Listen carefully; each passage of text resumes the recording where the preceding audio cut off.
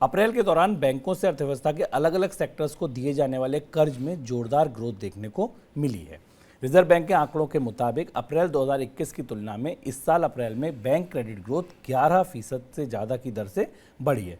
ये करीब 8 साल की ऊंचाई है। 8 साल में सबसे ज़्यादा ग्रोथ ये देखने को मिली है। छोटे उद्योगों को कर्ज 29% की ग्रोथ आई है, जबकि मझोले उद्योग यानी मिड साइज कंपनियों को जो कर्ज दिए गए हैं उनमें 53% का उछाल है। इसके अलावा रिटेल लोन की ग्रोथ भी डबल डिजिट में करीब 14% के आसपास बनी हुई है। एक खबर आपको इसके साथ ही और बता दें कि रिजर्व बैंक की अगले हफ्ते होने वाली बैठक से पहले ही बैंकों ने कर्ज महंगा करना शुरू कर दिया है। दिग्गज बैंक आईसीआईसीआई ने एमसीएलआर में 30 बेसिस पॉइंट की बढ़ोतरी की है। पंजाब नेशनल बैंक ने एमसीएलआर में 15 बेसिस पॉइंट की बढ़ोतरी की है। इसके अलावा एचडीएफसी बैंक ने रिटेल प्राइम लेंडिंग रेट को 5 बेसिस पॉइंट बढ़ा दिया है। सर, ये कर्ज महंगा होना शुरू हो चुका है और क्रेडिट ग्रोथ अभी बनी हुई है।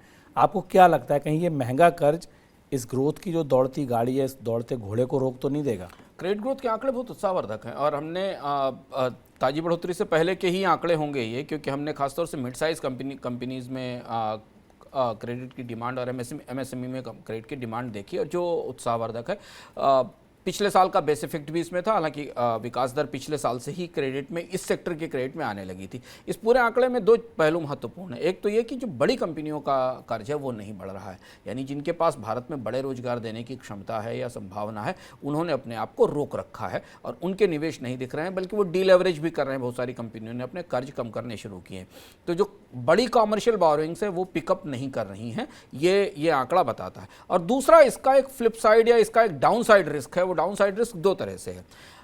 जो ताज़ा परिस्थिति है, जीडीपी का जो आंकड़ा हमारे सामने आया उसके बाद हमने भारत के बॉन्ड बाजार में मूवमेंट देखा, बॉन्ड यील्ड्स ऊपर बढ़ी। संभावना इस बात का है कि महंगाई और बॉन्ड जीडीपी के आंकड़ों को बीच में रखें तो भारत में बॉन्ड यील्ड इस साल 7.5 से 8% के आसपास रह सकती है। मीडियम टर्म में 10 साल की बॉन्ड यील्ड 7.5 से 8% रह सकती।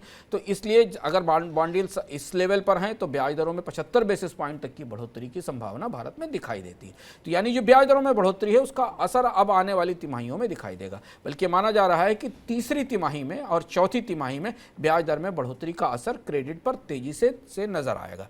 तो ये बहुत ही ट्रिकी सिचुएशन है। एक तो कंज्यूमर साइड से अगर देखें तो इसे मान लीजिए कोई उपभोक्ता कार खरीदना चाहता है तो एक तो बाजार में कारें उपलब्ध नहीं है, लॉन्ग वेटिंग लिस्ट है, और जब तक उसकी कार आएगी तब तक उसके कार के कर्ज के लिए उस पर ब्याज दर महंगी हो जाएगी। और यही वो सबसे बड़ा डिस्करेजिंग फैक्टर होता है कि जब आपकी इकोनॉमी रिकवरी के मोड में आ रही हो तो क्रेडिट और कैपिटल की कॉस्ट बढ़ने लगे, और यही वो विशेष साइकिल है जो दिख रहा है। तो इसलिए क्रेडिट ऑफटेक की डिमांड को लेकर आने वाले 2-3 महीने महत्वपूर्ण होने वाले हैं, तो हमें पता चलेगा कि वास्तव में कितना कर्ज की मांग बचती है महंगी ब्याज दरों पर। बिल्कुल, ये भी अजीब सी दुविधा है। जब तक कर्ज सस्ता था तब तक लेने वाले नहीं थे, अब जब लेने वाले आए तो कर्ज महंगा होने के दिन आ गए, दौर आ गया।